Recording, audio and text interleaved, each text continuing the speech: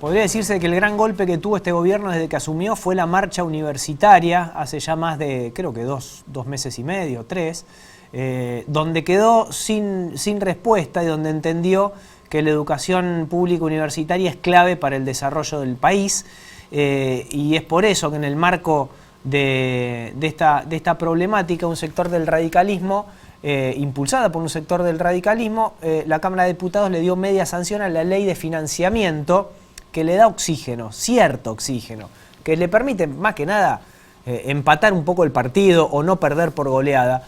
Pero para eso está en línea Franco Bartolacci, rector del UNR, para hablar de este tema. Franco, buenas noches, gracias por el contacto. Hola Nacho, un placer, muchas gracias por la invitación. No, por favor, gracias a vos. En una semana rara, ¿no? Parecen como las dos caras de una misma moneda, por un lado el paro, por el otro lado esta media sanción. ¿Cómo cayó esta noticia y qué significa para específicamente la universidad nuestra? Bueno, por supuesto que cayó muy bien, Nacho, porque lo que hace el proyecto de ley que adquirió media sanción en Cámara de Diputados es resolver todos los problemas que venimos planteando desde principios de año. Hemos hablado muchas veces con vos, la advertencia de todas las comunidades universitarias del país refería especialmente a dos aspectos que son los más sustanciales para poder garantizar nuestro buen funcionamiento. Uno, los gastos de funcionamiento, que es lo que el Estado Nacional nos envía mes a mes para que podamos funcionar, y lo otro, la cuestión salarial, el problema del salario de los trabajadores docentes y no docentes de las universidades nacionales. El primer punto, gasto de funcionamiento, se empezó a resolver con la resolución que tuvimos luego de la manifestación de abril y de todas las gestiones que generamos, con el incremento del 270% de esos gastos para el resto del año. Y quedaba pendiente la situación salarial, que es muy crítica, es la peor de los últimos 40 años. Para que tengamos una idea, un docente inicial que recién comienza, en el cargo más bajo, cobra algo más que 200.000 pesos, nadie puede vivir con esa plata hoy. Casi el 50% de los docentes y no docentes universitarios están percibiendo en todo el país salarios que están por debajo de la línea de pobreza, y hay un desfasaje de cerca del 45% de lo que se incrementó el salario de noviembre hasta julio con lo que fue el proceso inflacionario en el mismo periodo de tiempo. Eso naturalmente necesita una recomposición, porque con el mismo énfasis que dijimos que no hay universidad si no podemos pagar la luz, el agua y el gas, que era el problema que teníamos en el primer semestre, hay que decir que no hay universidad si no hay salarios dignos para trabajadores docentes y no docentes. Decimos dignos porque todos somos conscientes de la situación grave en términos económicos que atraviesa la Argentina y que afecta a múltiples sectores de la sociedad. ¿Qué es lo que hace la ley? Recomponer estas dos situaciones. En materia de presupuesto para funcionamiento, consagra lo que conseguimos hace un mes y medio atrás, y es importante porque al establecerlo por ley da previsibilidad en materia presupuestaria para las universidades. No dependemos de la discrecionalidad ni de un acto administrativo a cuenta de las autoridades nacionales de turno, sino de lo que una ley dice le corresponde al sistema universitario para funcionar. Y específicamente en la cuestión salarial, el artículo 5 establece un mecanismo claro, razonable, en el contexto económico que estamos atravesando, para que mes a mes el incremento salarial no pierda respecto a la inflación y para que pueda existir un plan que recomponga ese desfasaje del 45% producido en los últimos meses. Así que es muy importante porque da respuesta a todos los problemas que venimos planteando. Por supuesto que ahora hace falta que el Senado de la Nación convierta en ley esta media sanción. Esperamos que sea rápido, nos ponemos a disposición de los senadores y ojalá el Gobierno Nacional tome nota y una vez aprobada la ley actúe en consecuencia. Eso te iba a preguntar, ¿tuviste contacto con senadores de Santa Fe para hablar de este tema? ¿Tenés conciencia si tienen ese espíritu de acompañar esta normativa? Sí, nosotros vemos predisposición. Los senadores con los que estuvimos hablando en la jornada de hoy, no solo en mi caso, sino otros rectores y rectoras del sistema universitario, vemos predisposición para el tratamiento y para que se apruebe rápidamente. Ojalá esto sea así. Nosotros necesitamos tener normalidad en lo que resta del año.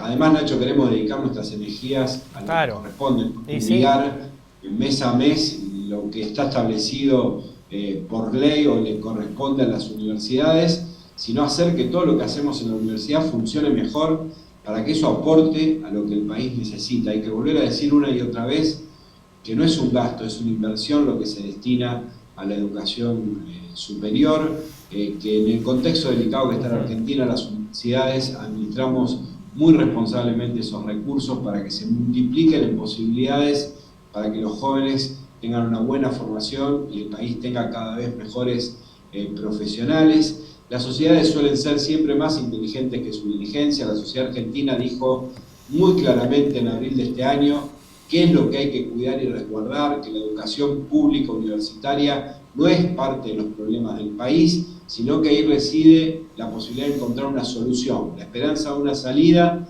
para el laberinto en el que está la nación.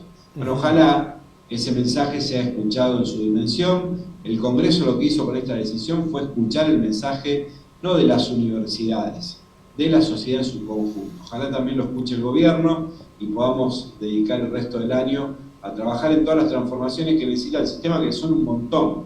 Lo que pasa es que perdemos un montón de tiempo discutiendo lo que no es importante y no ponemos la energía en discutir lo que nos falta, que es muy importante, y te diría que en el mundo que vivimos, trascendental para que la universidad cumpla su misión. Hay un spot muy interesante que hizo la UBA en tono gracioso en relación a los docentes y a estos salarios bajísimos y cuáles son las alternativas que les quedan. Mira, vamos a compartir uno de esos y lo hacemos también con la gente que nos está viendo. Dame un punto de apoyo y te muevo el mundo. La relación de la fuerza aplicada, F, la distancia desde el punto de aplicación de la fuerza hasta el fulcro, D, la fuerza de resistencia o carga, R, y la distancia desde el fulcro hasta el punto donde se aplica la carga, D. Arquímedes, ley de la palanca.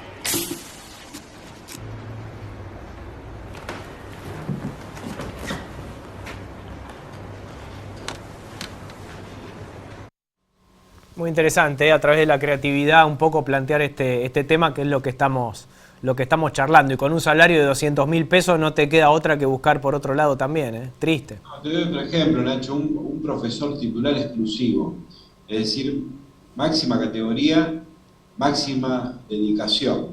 Cobra en su cargo inicial algo más que 850.000 pesos. Claro. Estamos hablando de un docente... ¿Cuántas horas trabaja un docente con ese cargo? No, tiene dedicación exclusiva a la docencia. Dedicación exclusiva, no puede hacer, no le queda margen para otra cosa. No puede tener otra cosa, además tiene incompatibilidad si tuviera otro cargo. Y son las personas que tienen la responsabilidad de formar a los futuros profesionales del país. No tiene chance. En algunas carreras está sucediendo que los docentes que forman a los estudiantes, por ejemplo en ciencias de la computación, cobran la mitad, con suerte, de lo que cobran esos alumnos que ya están trabajando en algunas empresas. Ese dato es increíble. Hay docentes de informática que están cobrando menos que un alumno que ya está laburando para el exterior. Sin dudas. Qué loco. Y esa distorsión, por eso hay que poner, es un problema para los docentes y no docentes, por supuesto, porque no les alcanza para vivir, pero también ese deterioro salarial deteriora la institución en su conjunto. Pero claro. Porque la gente que no puede vivir con un salario tiene que buscar otras cosas para poder hacerlo, y cuando busca otras cosas, la energía y la dedicación que puede darle a la universidad no es la misma que le daba antes. No, aparte nos vamos a quedar sin docentes. Bueno, empieza a pasar. ¿Te faltan docentes? Entonces, no faltan, pero sí empieza a pasar de gente que renuncia a la actividad para dedicarse a otras cosas. En algunas áreas del conocimiento específicamente está sucediendo. En el área de informática, claramente, que vos señalabas recién, por ese fenómeno que es muy particular, pero también sucede en otras disciplinas. Entonces, hay que volver a poner las cosas importantes en el lugar importante que merecen. Totalmente. No es cierto, además, que no hay recursos. Cuando uno escucha paralelamente a esto que hay 100.000 millones de pesos destinados a la CIDE para hacer inteligencia, Claro. y bueno, la verdad que da mucha bronca, porque entonces no es que faltan los recursos, sino que los recursos no se quieren poner en esto, que es más importante para el país formar buenos profesionales que hacer inteligencia en la CIDE. Pero si no somos capaces de discernir lo importante de lo secundario, y bueno, difícilmente podamos revertir los problemas estructurales que la Argentina tiene. Sí, te agrego algo más. Inteligencia que solo usan para tirarse carpetazos entre los políticos y no para una política de Estado mirando al exterior, ¿no? Bueno, es muy desesperante todo lo que está pasando. Por eso. ¿No, Nacho? Y sí.